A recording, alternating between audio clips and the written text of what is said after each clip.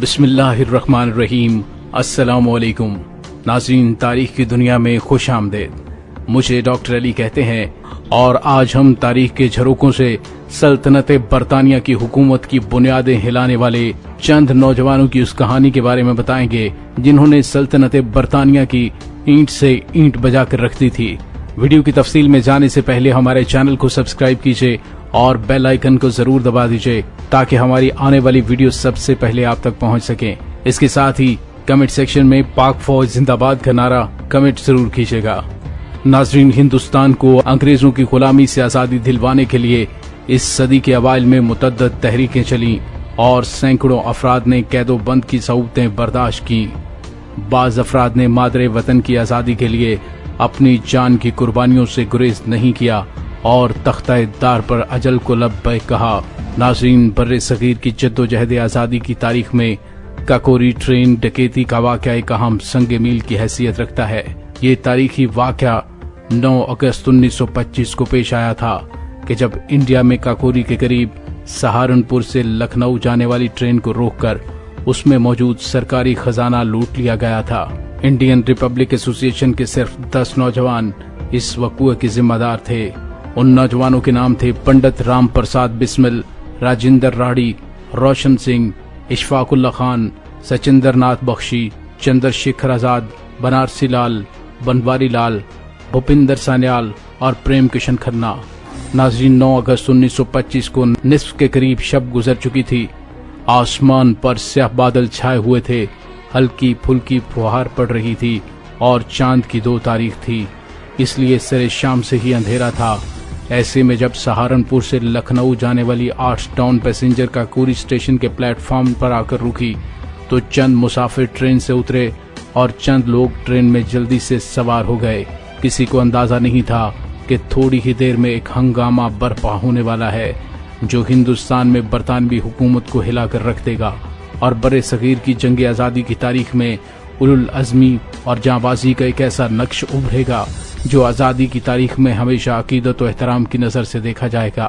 नाजरीन, जो लोग ट्रेन के मुख्तलिफ डिब्बों में सवार हुए उनमें इशफाकुल्ला खान, सचिंद्र नाथ बख्शी, पंडित राम प्रसाद बिस्मिल और राजेंद्र राठी के अलावा इंडियन रिपब्लिक एसोसिएशन के 6 अरकान शामिल थे।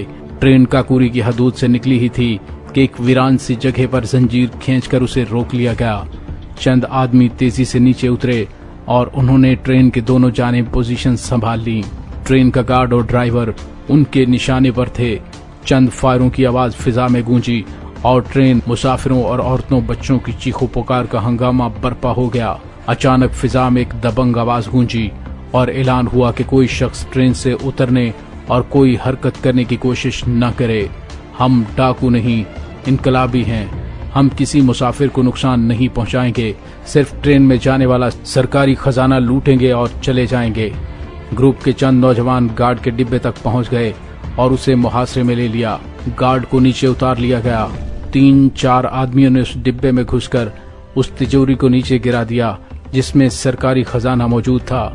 गार्ड ने किसी किस्म की मुजाहमत नहीं की। नौजवानों ने तिजोरी को छैनी, हथौड़े और फिर कुल्हाड़ी से तोड़ डाला। उन्होंने सारा खजाना समेटकर गठरियों में बांध लिया और उसके बाद गार्ड को रोककर ड्राइवर को गाड़ी ले जाने का हुक्म दिया। नाज़रीन, ये सारा मरहला तय करने में सिर्फ 45 मिनट लगे। बरतानवी इस्तेमार और उसके आहिनी निजाम पर तारीखी ज़रब लग चुकी थी। नौजवान खजाने की गठड़ियों को सर पर रखकर पैदल ही चल पड़े और लखनऊ पहुंचकर अपने खुफिया ठिकानों में रूपोश हो गए। इस दौरान ट्रेन भी लखनऊ स्टेशन पहुंच गई जहां मुसाफिरों की चीखों पुकार से पूरा स्टेशन गूंज रहा था।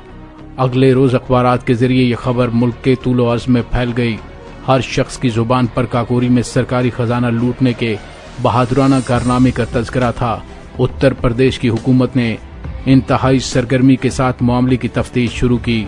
इब्तदा में मायूसी, नाकामी, गुस्से और झंझलाहट के सिवा पुलिस के हाथ कुछ न आया, मगर 1.5 माह की मुसलसल जुस्तजू के बाद 26 सितंबर 1925 को पूरे सूबे में बैक वक्त छापा मारा गया और 44 के लगभग नौजवानों को गिरफ्तार कर लिया गया। मुकदमा शुरू होने से पहले 16 नौजवान रिहा कर दिए गए और बकिया 28 को कटहरे में लाने का फैसला किया गया।